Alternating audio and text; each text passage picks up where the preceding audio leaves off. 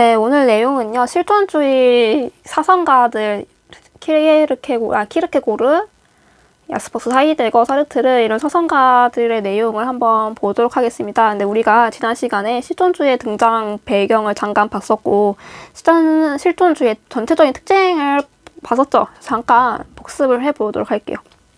일단 실존주의가 등장했었던 배경은 이렇게 간단하게 얘기해서 근대 이성주의의 실패 때문에 실존주의가 등장했었다는 거죠. 네, 그래서 어디를 보면 되냐. 물론 근대 이성주의 덕분에 우리가 여러 가지 물질적인 풍요와 혜택을 많이 봤었지만 여기 이 두 번째 줄 2번 볼게요. 이 근대 이성주의, 이성의 반성주의 이렇게 나와있죠. 그래서 이런 비인간화, 인간소외, 빈부격차, 계급 갈등, 물질 만능주의, 전쟁 등과 같은 사회 문제를 초래했고 개인의 이런 개성과 개인의 존엄성 이런 것들을 무시했다는 거죠. 이런 것들 해결하기 위해서 실존주의가 나타났다. 실존주의 같은 경우에는 개인의 구체적인 이런 개별적인 인간의 이제 초점을 가지는 게 실존주의다라고 했었어요. 그래서 실존주의의 의미란 인간의 본질을 이성에서 찾던 기존의 사상과 달리 개인의 자유, 책임, 주체성 이런 것들 강조하는 사상이다라고 했었고요. 그래서 실존은 간단하게 말해서 지금 여기에 있는 현재 있는 지금의 나, 인간 이런 걸 우리가 실존이다라는 거죠. 그래서 구체적이고 개별적인 상황에서 항상 스스로 결단해야만 하는 개인을 의미한다 했어요. 그래서 실존이랑 뭐랑 대조가 된다? 본질과 대조가 된다 했어요. 그래서 실존주의 사상가들은 본질을 굉장히 싫어한다 했었어요. 저번 시간에도 얘기했듯이 본질은 무엇이냐? 이렇게 인간들한테 정해진 목적이라던가 정해진 본질이라는 게 있다는 거죠. 그래서 인간들은 자신의 본질을 실현해야 하는 게 행복하게 사는 것이다 라고 하는 게 본질이었어요. 그런데 실존주의자들은요. 개인한테 태어나면서부터 정해져 있는 본질이라던가 인생의 목표라던가 이런 것들은 없고 개인들이 스스로 살아가면서 스스로 결정하고 스스로 구성해 나가는 것이다 라고 생각한다고 했죠. 저번 시간에 여기까지 했었고 그 다음 장 키르케고르 사상가의 사상을 한번 자세하게 보도록 합시다. 그래서 키르케고르 같은 경우에는 유실론적 실존주의자라고 우리가 불러요. 여기 옆에다가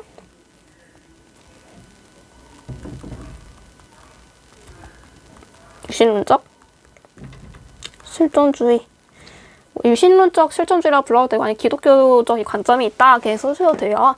그래서 키르케고르는요. 어떤 말을 했냐. 주체성이 곧 진리다라고 하는 거죠.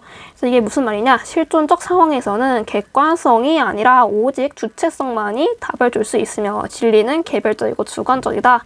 그래서 아까 얘기했듯이 근대 이성주의는 어떤 보편적이고 객관적인 진리가 있고 이 진리를 인간이 인식해서 따라야 한다고 했었죠. 근데 실존주의자 키르케고르는 다르다는 거죠. 객관적이고 보편적인 진리 이런 것들은 없고 각자가 생각하는 것이 곧 진리다라는 겁니다. 그래서 주체성이 곧 진리다라는 거고요. 두 번째, 인간은 이것이냐 저것이냐 선택을 해야 하는 상황에서 그러니까 인간은 인생을 살아가면서 여러 가지 선택을 해야 돼요. 내가 어떤 대학교를 가야 할지, 나는 어떤 직업을 가져야 되는지, 나는 누구랑 결혼해야 할지, 자식을 몇 명을 낳아야 할지, 집을 사야 되는지 말아야 되는지 여러 가지 결정들을 하는데 이런 선택을 하는 상황에서 언제나 불안을 느끼죠. 내가 하는 선택이 과연 올바른 선택인가에 대해서 굉장히 불안을 느낍니다. 이때 주체적 결정을 회피하면서 빠지게 되는 절망을 우리가 뭐라 부르냐? 죽음에 이르는 병이다라고 부르는 거예요.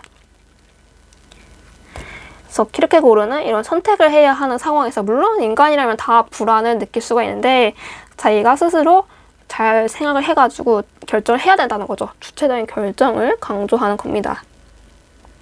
그다음에 세 번째 개념이 중요한데 세 번째 신앞에 선 단독자에다가 여기 밑줄 치고 별표 쳐주세요. 별표 한 3개 정도 쳐줍시다. 키르케고르 하면 신앞에 선 단독자 이 키워드가 굉장히 중요해요. 그래서 불안과 절망을 모든 인간들 다 겪어요. 인간한테는 무한한 자유가 있고 자기가 선택한 거에 대해서 책임을 져야 되니까 굉장히 불안과 절망을 느끼는데 이걸 극복하기 위해서 어떻게 해야 되냐?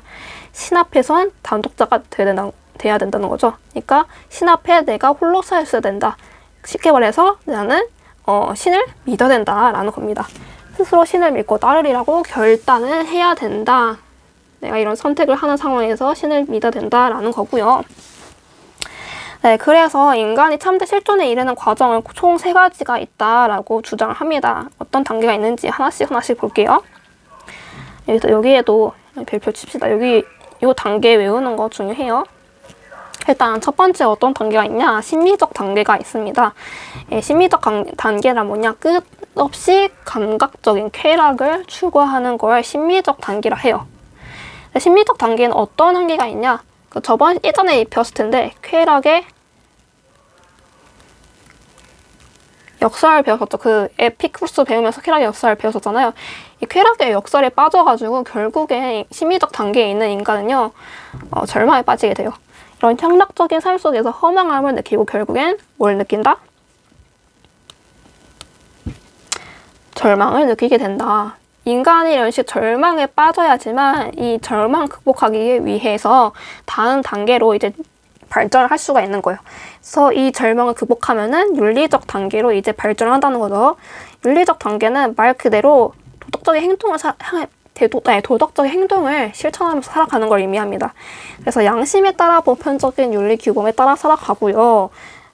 근데 어떤 문제점이 있냐? 윤리 규범을 어기고 죄를 지을 가능성을 벗어나지 못하는 자신의 유한성을 자각하면서 다시 절망에 빠진다는 거죠. 그래서 모든 인간이 다 물론 도덕적인 행동을 하려고 노력하지만 정말로 인생을 살아가면서 잘못을 단 한 번도 한 적이 없는 사람은 없잖아요. 누구나 다 크고 작은 실수와 잘못된 행동을 하죠. 이런 인간의 유한성 때문에 다시 어떻게 된다? 인간은 절망에 빠지게 된다는 겁니다. 그래서 이런 윤리적 단계에 빠지게 되는 절망을 극복하기 위해서 인간은 종교적 단계로 이제 마지막으로 발전한다는 거죠. 그래서 이런 인간의 유한성을 극복해야 되죠. 그래서 신 앞에 홀로 서서 모든 것을 초월적인 신에게 맡기고 살아가기로 이제 주체적으로 결단하는 겁니다. 이제 완벽한 신한테 나 자신을 믿고 맡기기로 이제 결단하는 거죠. 네, 그래서 신의 사랑에 의해 불안과 절망에서 벗어나 참된 실존을 회복할 수 있게 된다. 그래서 밑에 키르케고르의 원문 내용을 한번 볼게요. 그래서 감히 전체적으로 자신이 되고자 한다는 것, 한 개별적인 인간이 되고자 한다는 것, 신 앞에서 오직 혼자 된다는 것, 이는 막대한 노력과 막대한 책임성 앞에 선다는 것이다.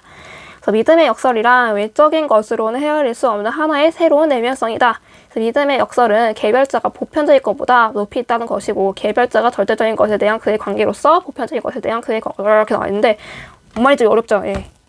첫 번째는 혼자서 좀 이해할 수 있을 겁니다. 근데 두 번째는 굉장히 어려울 텐데 뭔 내용인지 좀 설명할게요. 여기에 보면은 개별자가 나와 있죠. 개별자는 개인을 말하는 거고요. 인간 개인이 말하는 보편적인 것은 무엇이냐? 어떤 객관적인 사실, 진리 이런 걸 의미하고 절대적인 것은 뭘 의미하냐? 하느님, 신을 의미합니다. 그래서 요 내용을 요약을 하자면은 개인은 객관적인 진리보다는 신에 더 의존해야 된다. 신을 따라야 한다. 신의 명령을 따라야 한다라고 요약을 할 수가 있어요. 이게 쉽게 말해서 아까 배웠던 윤리적 단계에 머무르기보다는 종교적 단계로 발전을 해야 된다는 거죠. 그래서 이거랑 관련된 성경에 대한 내용을 한번 얘기해 볼게요. 선생님이 물론 기독교가 아니라서 이제 어렸을 때 초등학교 때 잠깐 예배 마치면 간식 주잖아요, 교회에서. 그 간식 먹으러 잠깐 다닌 게 전부라서 성경 내용에 대해서 자세하게 몰라요. 아무튼 구약 성서에 어떤 인물이 나오냐면은 아브라함이라는 인물이 나옵니다. 이 아브라함이라는 분이 굉장히 하느님을 굉장히 믿는 사람인데 이 사람이 90살 될 때까지 자식을 못 낳습니다. 예. 그러다가 뭐 신한테 열심히 기도하고 신을 믿다 보니까 신이 이제 아브라함한테 축복을 내린 거죠. 이제 아브라함이 90살 넘어가지고 이제 아들을 아들을 자식을 보는데 이 자식의 이름이 뭐냐면은 이삭이라는 아이예요. 그러던 어느 날 아브라함은 물론 신의 명령을 굉장히 잘 따르는 사람이죠. 어느 날 이렇게 굉장히 소중하죠. 이삭이라는 이 아들이 있는데 어느 날 신이 아브라함한테 명령을 합니다. 너한테 소중한 아들 이삭이 있을 텐데 이 이삭을 나한테 제물로 바쳐줘라. 이런 명령을 내립니다. 그런데 대부분의 정상적인 인간이라면 어떻게 해요? 내가 90살 넘어가지고 드디어 자식 하나를 이제 낳았는데 이 소중하고 예쁜 아들을 죽여가지고 신한테 제물로 맡길 수가 있어요? 없죠. 없는데 아브라함은 이런 윤리적 단계에 넘어서 이제 종교적 단계에 나간 사람이 이 사람은 굉장히 대단한 사람이죠. 그래서 얘는 진짜로 이 아들을 죽여서 제물로 바치려고 해요. 네. 그래서 진짜 이제 신의 명령을 믿고 따라야 되니까 정말로 이삭을 죽이려고 하는 순간에 신이 이제 아브라함의 믿음을 이제 믿게 된 거죠. 너가 정말로 나를 믿고 따르는구나. 너한테 축복을 내릴 테니 너 이제 이삭 안 죽여도 돼. 그런 식으로 축복을 내립니다. 이런 상황에서 알 수 있듯이 키르케고르는 뭐라고 부르냐. 종교적 단계에 나간 사람들의 행동들을 보면 아브라함처럼 이성적이고 합리적인 행동을 하기보다는 굉장히 불합리적인 행동을 할 때가 있어요. 인간은 이렇게 발전을 해야 된다는 거죠. 이제 이성을 넘어서가지고 신의 명령에 무조건 따르는 이런 종교적 단계로 발전을 해야지 인간이 참된 실존을 회복할 수 있다라고 주장하는 거예요. 그래서 밑에 해설 내용 볼게요. 키르케고르는 믿음을 가장 내면적인 사건을 보았는데 이는 인간의 정신이 그 중심에 보편성을 지향하는 이성을 두는 것이 아니라 절대자 그 자체를 두는 것으로 절대자와의 관계를 통해 실현된 내면성을 말한다. 그러니까 인간이 이제 합리적으로 행동하기보다는 그걸 더 나아가서 신의 명령에 무조건적으로 따르는 그런 행동들을 해야 된다는 거죠. 그러므로 문화, 규범, 학문 등과 같은 보편적인 것이 절대자와의 관계에 기초한 내면성인 개별적인 것에 대해 하위의 것이 되고 개별자가 보편적인 것의 진정한 의미를 규정하게 된다. 그러니까 우리가 지금 누리고 있는 문화, 규범, 학문 이런 객관적인 진리는 신에 의해서 규정이 된다는 거죠. 그런 의미였고요. 요 내용은 교과서에 없습니다. 대충 그렇구나 라고 넘기세요. 그 다음 장 넘겨볼게요. 그 다음에 두 번째 야스퍼스라는 인물이 나와 있죠. 야스퍼스도요. 유신론적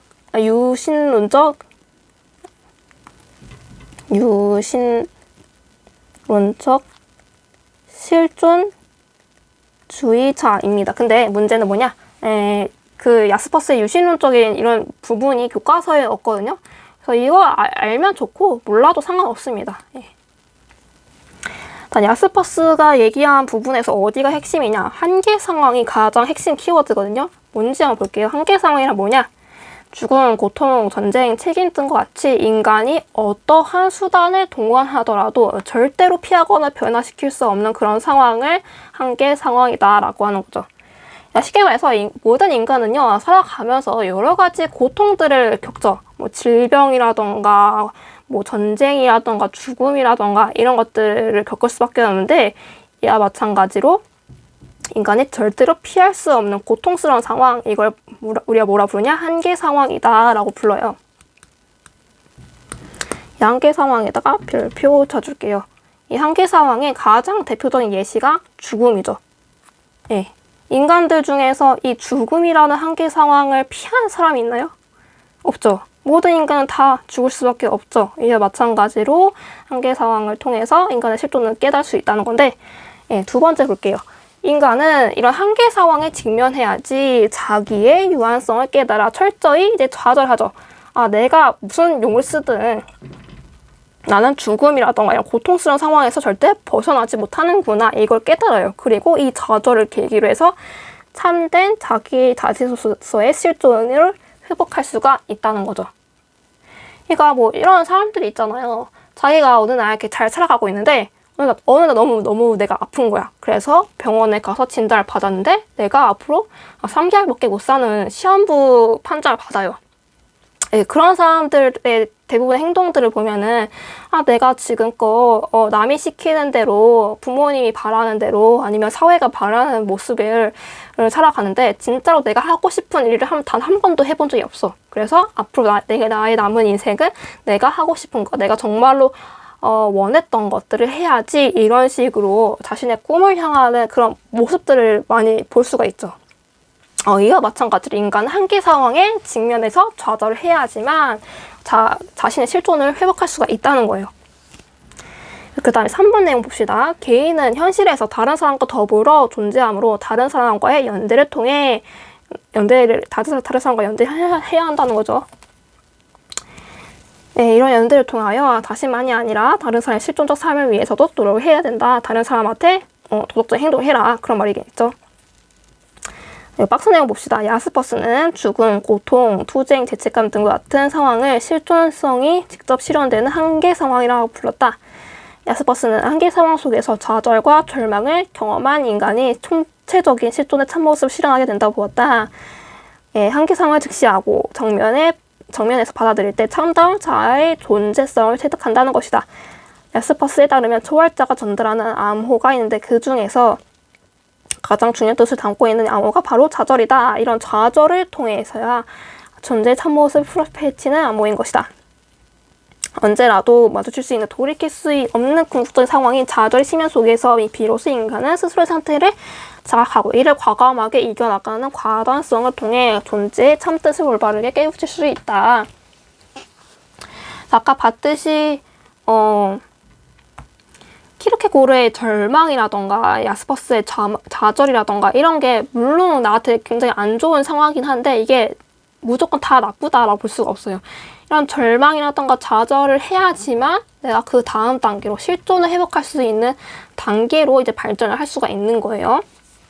네, 세 번째 하이데거 봅시다.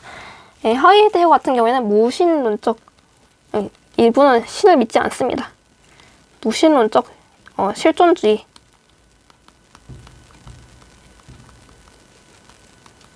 실존주의자라고 보는데 이분의 문제는 뭐냐? 이분은 전범을 하신 분입니다. 나치를 달았던 분인데 아무튼 이분의 가장 핵심적인 내용을 한번 보도록 할게요. 하이데거의 가장 핵심적인 개념은 뭐냐? 현존재라는 개념이거든요. 여기다 밑줄 치고 별표해주세요. 현존재란 무엇이냐? 지금 여기에 있는 현실적인 인간 존재를 현존재다라고 불러요. 그러니까 내가 어떻게 살아가야 할지, 나는 어떤 존재가 되어야 할지 고민을 하고 지금 현재 살아가고 있는 나라는 존재, 이걸 우리가 현존재라고 하는 거죠. 네, 두 번째 내용 볼게요. 인간은 죽음에 이르는 존재이므로 인간만이 자신의 죽음을 예견하고 존재의 의미를 모를 수가 있다. 그래서 모든 인간은 죽음을 회피할 수가 없죠. 다 죽을 수밖에 없어요. 이런 죽음을 통해서 죽음을 예견해야지만 자신이 어떻게 살아야 되는구나 실존을 회복할 수가 있다는 거예요. 그래서 어떻게 되냐? 세 번째, 죽음을 내가 무조건적으로 회피하고 무시하기보다는 수용을 하라는 거죠. 나는 언젠간 죽을 수밖에 없구나. 그렇다면은 앞으로 내 남은 인생을 어떻게 살아야지, 나를 위해서 내가 하고 싶은 행동을 해야지, 이렇게 결정할 수가 있다는 거예요. 수용하는 주체적 결단을 내리면서 참된 실존을 회복할 수 있다고 본다. 그래서 네 번째 볼게요. 인간은 현존재의 의미와 실존에 대한 성찰을 통해 자신의 가능성을 파악하고 스스로 삶을 창조해 나가는 능동적 존재가 되어야 된다. 네, 그렇다는 이야기고요. 그래서 밑에 박스 내용 보도록 할게요. 하이데거에 따르면 현존재는 자기의 존재를 문제로 삼는 특별한 존재로 죽음에 대한 불안과 공포를 안고 살아간다. 하이데거는 이런 불안과 공포를 부정적인 것으로만 보지 않고 죽음의 본질을 경험하기 위해 필수적인 것을 보았다. 현존재가 자신이 죽음 향해 나아가고 있다는 사실을 받아들이고 삶의 유한성을 깨달음으로써 일상적이고 획일화된 삶의 방식에서 벗어나고자 할 때 자신이 누구인지 스스로 묻고 답함으로써 자신의 진정한 실존을 성찰하게 된다라고 나와 있죠. 그 다음에 마지막 인물이 나와 있을 텐데 사르트르라는 분이 나오시죠. 사르트르가 4명 중에서 가장 중요합니다. 사르트르의 별표하고 여기다가 무신론적 실존주의 자라고 적어주세요. 이분은 실존주의 얘기할 때 신에 연관해서 말하는 게 아니라 그냥 인간으로서 현실적인 내용을 얘기합니다. 뭔 내용인지 한번 볼게요. 인간의 본질, 아까 얘기했죠. 본질은 무엇이다? 인간한테는 다른 존재와 구별될 본질이라던가 목적이 있다는 거죠. 가장 대표적인 게 무엇이었어요? 이성이죠. 그래서 근대까지는 여러 사상가들이 인간한테는 이성이 있는데 이 이성을 제대로 활용해야 된다라고 얘기를 했어요. 네, 그런데 사르트는 여기 본질에 굉장히 반대를 한다 했었죠. 인간의 본질을 정해줄 신이 존재하지 않으므로 인간에게 마땅히 실현해야 할 미리 결정된 본질이 있다 없다? 없다.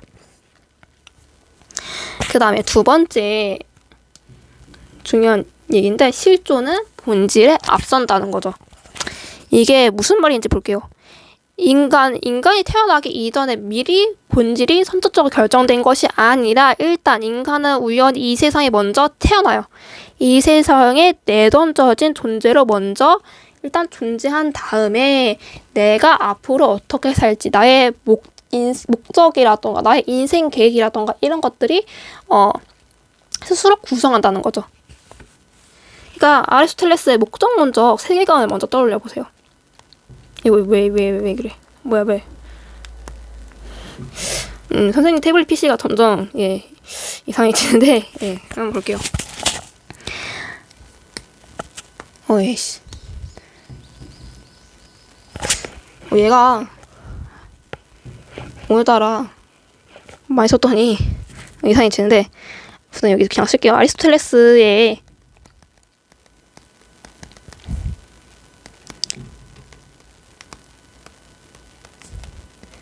목적론적 세계관에 따르면 인간은 태어나면서부터 선천적으로 먼저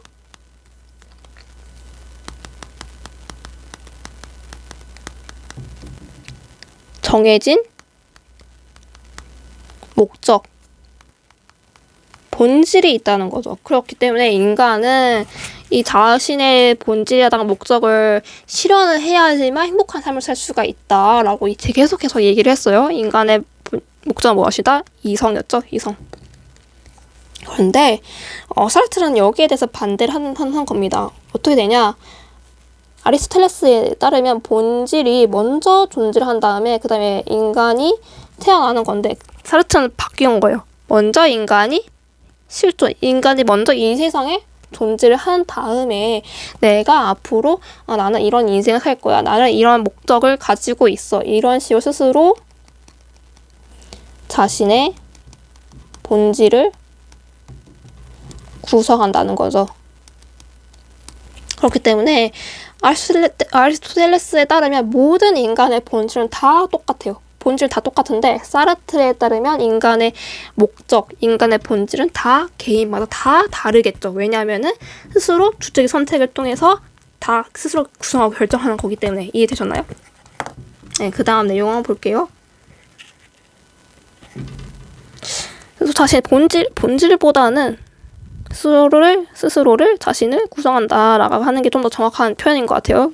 본질 지우시고 스스로 자신을 구성한다라고 고쳐주세요. 네, 그 다음 내용 볼게요. 그 다음에 세 번째, 인간은 자유롭도록 운명 지어진 존재다. 그래서 인간이 정말 내 마음대로 막 하고 사는 게 아니라 자유에 따른 책임이 있다는 거죠. 그래서 인간은 선택할 수 있는 자유를 무한하게 가지고 있지만 내가 잘못된 선택을 하면 나의 인생이 망가지거나 다른 사람한테 피해를 줄 수 있다는 그런 불안과 두려움을 가지고 있죠. 네.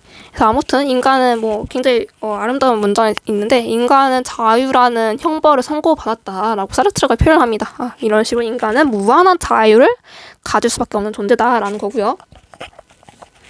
네 번째 봅시다. 네 번째는 주체성과 책임을 강조한다는 건데 그래서 인간은 신에게 의지하지 않고 스스로 자신의 모든 것을 선택한 다음에 모든 인간들한테는 자신이 자유롭게 선택할 수 있는 그런 자유가 있어요.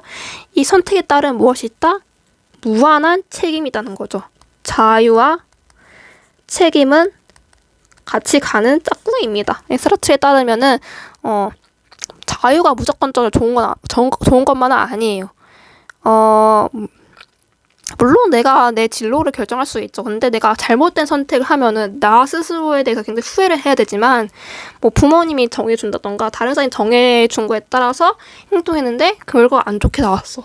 그러면 이거에 대한 책임은 나한테 있는 것이 아니라 누구한테 있어요? 부모라던가 다른 사람한테 있기 때문에 굉장히 나는 심리적으로는 편안한 상태입니다. 근데 사르트르는 인간한테는 무한한 자유가 개인적으로 다 있으니까 이 자유에 따른 책임을 가져야 된다는 거죠.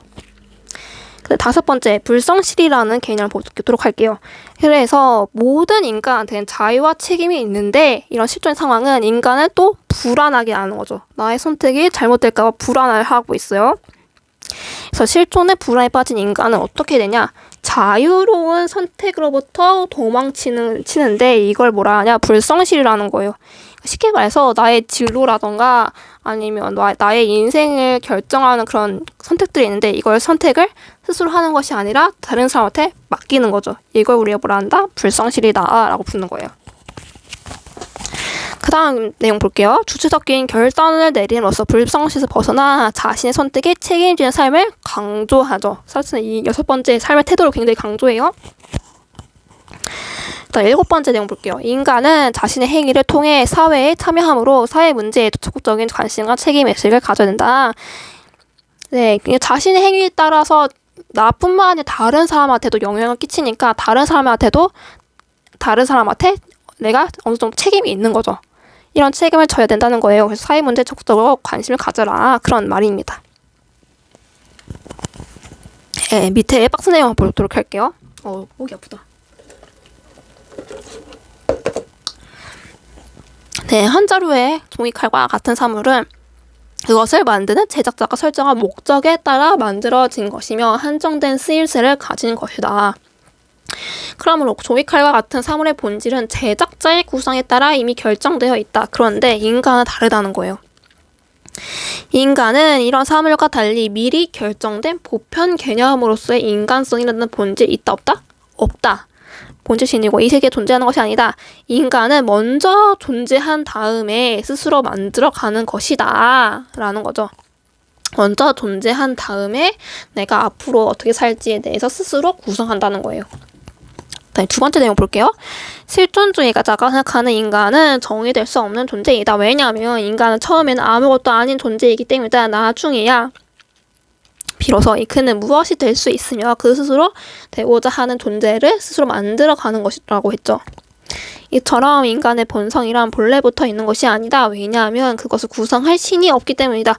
인간은 스스로가 구성하는 그 무엇이며 스스로가 만들어가는 것 이에는 아무것도 아니다. 이것이 실존주의 제1원이다. 사람들은 이것을 뭐라 부른다? 주체성이라 부른다.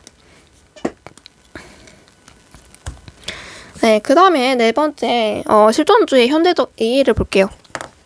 실존주의 사상은 굉장히 많은 장점들이 있습니다. 개인의 스스로의 책임성, 주체성 이런 것들을 강조하고 개인의 개성과 개별성을 강조한다는 거죠. 근데 한계가 있다는 거예요. 첫 번째 한계부터 봅시다. 너무 인간의 개별성을 지나치게 강조함으로써 보편적인 도덕 규범을 부정할 우려가 있다는 거죠. 아까 얘기했듯이 키에르케고르에서 주체성이 진리다 이런 것처럼 객관적인 보편적인 진리를 부정한다 했죠. 예, 각자가 각자 생각하는 것이 곧 진리다라고 말했는데 이런 것처럼 보편적인 도덕 규범을 보장할 수가 있고요. 그다음에 두 번째, 개인의 주관적 의견이나 판단을 도덕의 기준 삼는 주관주의로 빠질 수 있는 위험성이 있다. 두 번째, 실존주의 영향을 봅시다. 과학기술 문명과 대중사회 속에서 개인의 존재의 의미를 잃고 살아가는 현대인에게 자기 삶의 가치를 회복할 것을 제안한다. 그러니까 현대인들은 자기가 스스로 결정하는 것이 아니라 대중 속에서 살아갈 수밖에 없기 때문에 대중의 눈치를 보고 사람들이 예를 들어서 명품차를 가지고 명품백을 갖고 있거나 명품차를 가지고 있는 사람들이 굉장히 멋있고 가치가 있는 사람인 것 같아. 그래서 나도 똑같은 물건을 소비하고 이런 식으로 자기가 스스로 하고 싶은 걸 하는 게 아니라 다른 사람을 따른다는 거죠. 따라한단 말이에요. 따라쟁이에요. 그래서 이런 문제들을 해결한다는 거고요. 그 다음에 두 번째, 인간의 존엄성에 대한 새로운 성찰의 계기를 제공해서 인간이 본질 실현함으로써 존엄한 존재가 되는 것이 아니라 실존적 삶을 사는 현재 자신이 좋음할 수 있다는 거죠. 네, 세 번째 봅시다. 상호 존중과 연대임을 일깨워줄 뿐만 아니라 다른 사람도 나와 마찬가지로 존엄한 존재라는 사실을 깨닫게 해주는 장점이 있다 나와 있습니다. 그래서 오늘 수업 여기까지 하고 나머지는 실용주의 여기 부분은 다음 시간에 하도록 할게요.